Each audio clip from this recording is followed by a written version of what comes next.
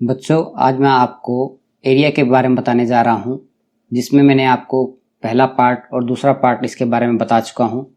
आइए देखते हैं। यहाँ पर आपको एक आयत की आकृति बनी हुई है, जो कि कुछ वर्गों से मिलकर बनी है। इस आयत का क्षेत्रफल 40 वर्ग सेंटीमीटर है।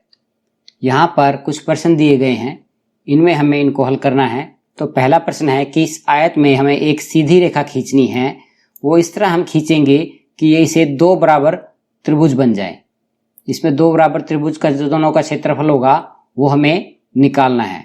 तो इसके लिए हम पहले सबसे यहाँ पे एक लाइन खींचेंगे।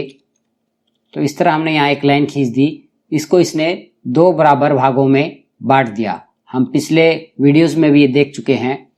तो इसका पूरा क्षेत्रफल 40 वर्ग सेंटीमीटर है। तो इसका आधा हो जाएगा 20 वर्ग सेंटीमीटर। तो इसका उत्तर हम यहाँ पे लिख देंगे। इसके बाद दूसरा प्रश्न है कि एक सीधी रेखा खींचकर इस आयत को दो बराबर भागों में बांटो। हर एक छोटी आयत का क्षेत्रफल कितना होगा। तो पहले तो हम इसे दो बराबर भागों में बांटते हैं। तो इसके लिए हमने यहाँ पर बीचों बीच एक रेखा खींच दी। इसके बाद आप देख सकते हैं कि यहाँ पे दो आयत बन गए, एक ये वाला और एक यहाँ पे ये वाला।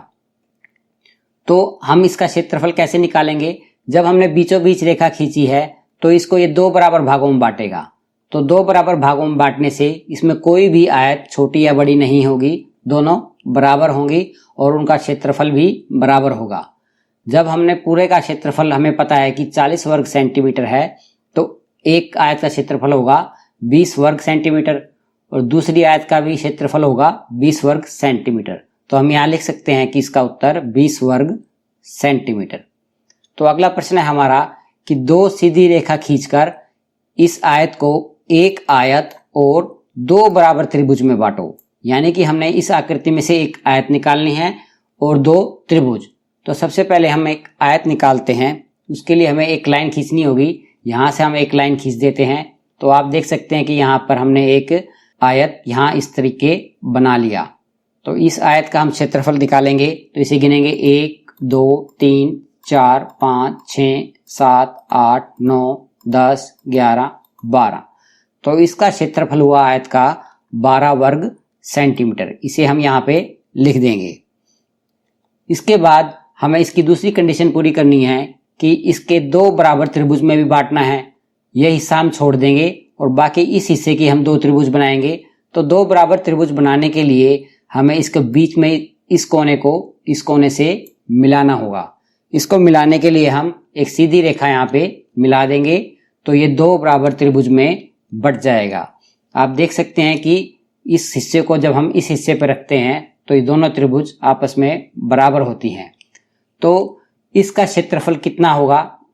इसका क्षेत्रफल, इसमें जितने भी वर्ग हैं इसे हम गिन लेते हैं। 1 2 3 4 5 6 7। तो एक लाइन में 7 हैं। तो ऐसी हमारी 4 लाइन है, 1 2 3 4। तो 7 को जब हम 4 से गुणा करते हैं तो हमारा उत्तर आता है 28। तो इस पूरी आयत का क्षेत्रफल है 28 वर्ग सेंटीमीटर। तो इसका आधा कितना हो जाएगा। 28 का आधा होता है 14। तो एक त्रिभुज का क्षेत्रफल होगा 14 वर्ग सेंटीमीटर और ऊपर वाली त्रिभुज का भी 14 वर्ग सेंटीमीटर। तो हम नीचे लिख सकते हैं कि हर एक त्रिभुज का क्षेत्रफल है 14 वर्ग सेंटीमीटर। तो यहाँ आपके सामने एक आयत बनी हुई है। इसका हमें परिमाप निकालना है। परिमाप का मतलब होता है परि मैंने चारों ओर का माप, परिमाप। परिमाप में हमारे सामने जो बंद और समतल आकृति होती है, ये एक बंद आकृति है और समतल आकृति है। इसकी हम सारी भुजाओं को जोड़ देंगे। जैसे इसमें परिमाप को हम परिभाषित कर सकते हैं कि समतल व बंद आकृति की भुजाओं का जोड़ परिमाप कहलाता है। पेरीमीटर, इसको इंग्लिश में पेरीमीटर कहते हैं। Sum of all sides of a close flat shape is called perimeter. तो यहाँ पर इसकी ये भुजा 6 सेंटीमीटर है और इसकी भुजा जो ऊपर सामने समान होती है ये भी 6 सेंटीमीटर होगी। और इधर की जो भुजा है ये 8 सेंटीमीटर है। तो इसके सामने वाली बराबर भुजा भी ये 8 सेंटीमीटर की होगी। तो इसको हम चारों को जोड़ देंगे। पहले ये भुजा जोड़ेंगे, फिर ये भुजा जोड़ेंगे, फिर ये भुजा जोड़ेंगे, फिर ये भुजा जोड़ेंगे।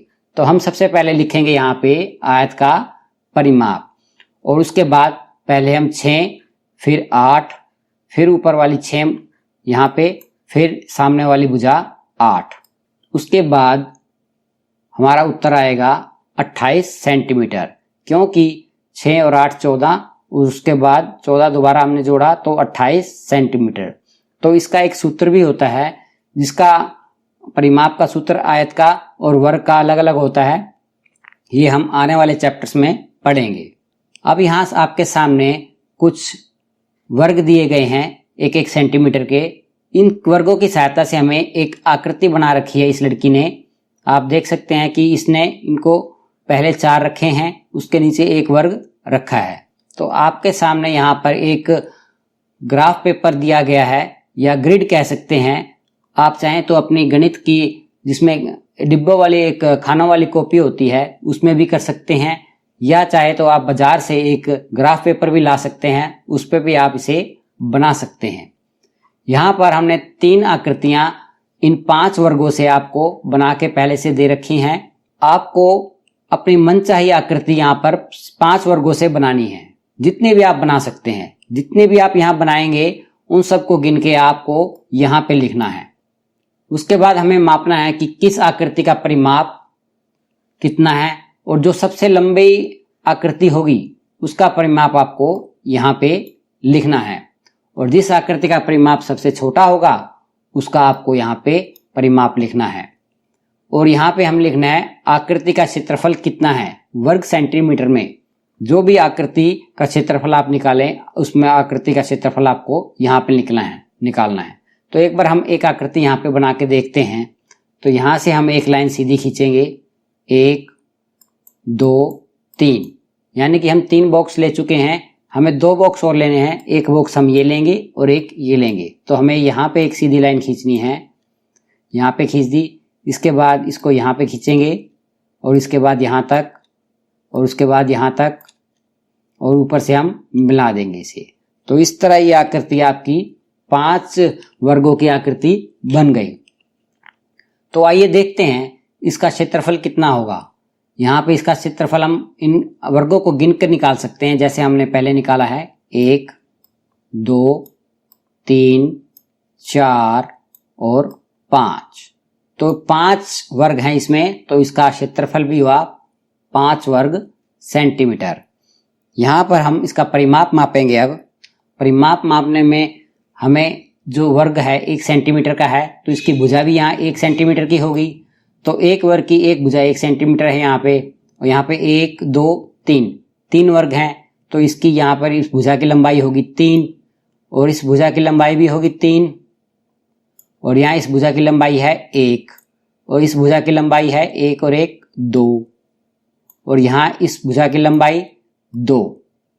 तो इन सबको हम जब जोड़ेंगे, 1 और 3 4, 4 और 3 7, 7 और 1 8, 8 और 2 10, 10 और 2 12। तो इस आकृति का परिमाप हुआ 12 सेंटीमीटर। इसी तरह हम ऊपर वाली आकृति का देखेंगे।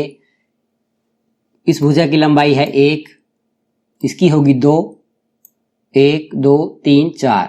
इसकी आकृति की, इसकी भुजा की लंबाई है 4 सेंटीमीटर, और इसकी 1, और यहाँ पे 3 वर्ग हैं, तो इसकी भुजा की लंबाई 3, और यहाँ पे 1। अब इस सब को हम जोड़ेंगे, 1 और 2 3, 3 और 4 7, 7 और 1 8, 8 और 3 11, 11 और 1 12। तो इसका उत्तर भी आया 12 सेंटीमीटर। तो बच्चों, जब आप इस आकृति का परिमाप निकालेंगे और इस आकृति का परिमाप निकालेंगे, वो भी 12 सेंटीमीटर आएगा। और आप अन्य जितनी भी आकृतियां बनाएंगे, तो आप देखेंगे कि सबका क्षेत्रफल और परिमाप बिल्कुल सेम है। तो यहाँ पर आपको उत्तर वही लिखना है। तो इस तरह आप और आकृतियां इस तरह बनाएं। बड़ा मजेदार खेल है, आप इसको करें और देखें कि सबका परिमाप सेम आ रहा है या नहीं, सबका क्षेत्रफल सेम आ रहा है कि नहीं। तो यहाँ पर अपना उत्तर लिखें और इस एक्सरसाइज को करें। यहाँ पर आपके सामने कुछ रंग बिरंगी आकृतियां दिखाई दे रही हैं जिनकी मदद से एक आयत बनाया गया है। यहाँ पर ये आकृतियां 12 हैं। यहाँ देख सकते हैं लिखा हुआ है कि 12 आकृतियों से ये एक आयत बनाया गया है। यहाँ पर इसकी इस भुजा की लंबाई 10 सेंटीमीटर है और इधर की 6 सेंटीमीटर, यानी कि 1 बाय 1 वर्ग से, जैसे एक छोटे वर्ग की लंबाई और चौड़ाई 1 वर्ग सेंटीमीटर है, तो इससे ये एक वर्ग बना हुआ है। इस तरह के वर्गों से ये कुछ आकृतियां बनी हुई हैं और इन आकृतियों को हमने काट के अलग अलग कर रखा है। जिस तरह ये आपकी एक आकृति बिल्कुल नंबर 1 की बिल्कुल सीधी है, 2 वाली आकृति इस तरह की है, 3 वाली आकृति इस तरह की है। तो इन आकृतियों से इन्होंने आयत बना दिया। अगर हम इन आकृतियों को अलग अलग जगह रखते हैं और दोबारा एक आयत बनाते हैं तो एक नई आकृति बनेगी आयत की, जिसमें इनकी पोजीशन अलग अलग होगी। तो इस तरह हम 2000 से ज़्यादा तरीके हैं जिनकी मदद से हम ये आयत बना सकते हैं। तो आप भी अपनी किसी कार्डबोर्ड पर इस तरह की आकृतियां काट लें। जिस तरह ये 12 आकृतियां दी गई हैं, बिल्कुल इस तरह की आपको 1 बाय 1 सेंटीमीटर का बॉक्स लेना है और उसे इन आकृतियों की तरह काट लेना है और उनको अलग अलग जगह उनको रख के आपको पूर्ण आयत बनाना है एक 10 बाय 6 का। तो उस तरह आप देखेंगे कि ये कितनी तरह आप इनको रख सकते हैं और कितने आयत आप बना सकते हैं। तो बच्चों, अगर आपको मेरा ये वीडियो पसंद आया है तो इसे लाइक कीजिए, शेयर कीजिए। यदि आपका कोई सवाल है तो आप कमेंट करके हमसे पूछ सकते हैं। यदि आप इस चैनल पर नए हैं तो हमें सब्सक्राइब कीजिए और बेल आइकन को दबाना बिल्कुल भी ना भूलें, ताकि हमारे नए वीडियोस की नोटिफिकेशन आपको उसी समय प्राप्त हो जब हम अपना वीडियो डालते हैं। धन्यवाद।